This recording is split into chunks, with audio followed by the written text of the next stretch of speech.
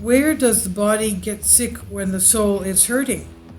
And this is an article by psychologist, psychotherapist Phaedra Logothetis explaining the definition of psychosomatic illnesses goes back thousands of years. If we remember Hippocrates, who said that every illness starts first from the soul and then ends in the body. And that's also, of course, Christian doctrine. The soul is the body is the throne of God, okay? And our soul, depending on what actions we take or even what we think, can be detrimental to our body or beneficial. Now, however, modern science divides the psychosomatic into two categories, as a psychologist, psychotherapist Phaedra Logothetis states, and in the show, in an interview, she says there are some psychosomatics that are medically inexplicable, even if one considers that 1/3 of people who go to a doctor leave without a diagnosis. But there is also a type of psychosomatic that are various diagnosed disease, which research has found to be associated with stress and other mental states. That is why psychological support is so important, said Logothetis, citing research from the University of Southampton, which found that 3/4 of patients with irritable bowel syndrome who received psychological help other than medicine had a dramatic reduction in symptoms. And of course, a lot of our symptoms, our soul, of course, is beneficial if we cleanse it by going to confession. Now, it seems that positive thoughts, healthy expression of emotions, and connection with other people can prevent us from embodying mental problems and living a balanced and happy life. But how is the pain of the soul really expressed in the body? And what are the points that reflect the mental pain? Logothetis says, people who are very strict with themselves and perfectionists usually have headaches.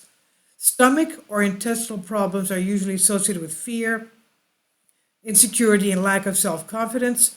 Lower back pain is associated with financial worries or lack of support from other people. Medical problems in the middle usually occur in people who have many weights in their lives, many responsibilities, many obligations. People who are not flexible and are rigid, assertive, and quite proud usually have problems with their knees. And who are the most vulnerable? She says, although the majority believe that the most vulnerable are the most sensitive, the view of science is different. The most vulnerable are those who are most prone to manage the issues of their lives with too much stress, which is not just about work or finances. Stress is anything that gives us tension. For example, when there is a permanent anger, when someone is reliving the past, or when it is difficult to say no and accumulate a lot of indignation and complaint, even when one sacrifices for others and puts aside one's needs, points out the psychologist psychotherapist. Stress causes inflammation that is responsible for disease. The question of how stress works as a mechanism that is associated or responsible for diseases is reasonable, and Logothetis says when stress is created, cortisol is released, which is not necessarily bad, as it awakens the body and sometimes may need to be needed. However, prolonged production of cortisol produces more cytokines, which are proteins that regulate immune issues of cell function. This creates inflammation, which is important for the onset of disease. Stress duration hurts, not intensity.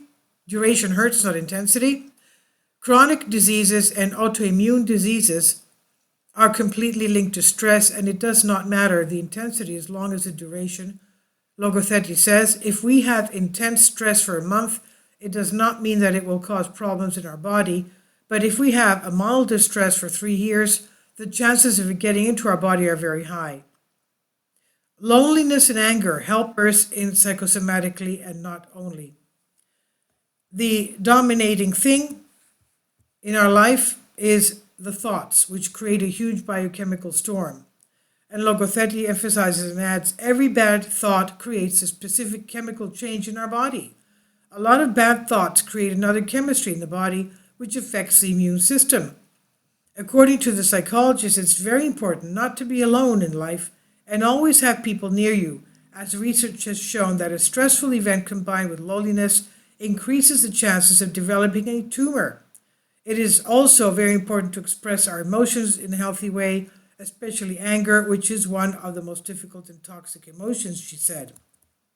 In any case, the ancient Greek doctor Hippocrates seems to always be there, since, first of all, he has said that before deciding which treatment to follow for the body, we must first have healed the trauma of the soul.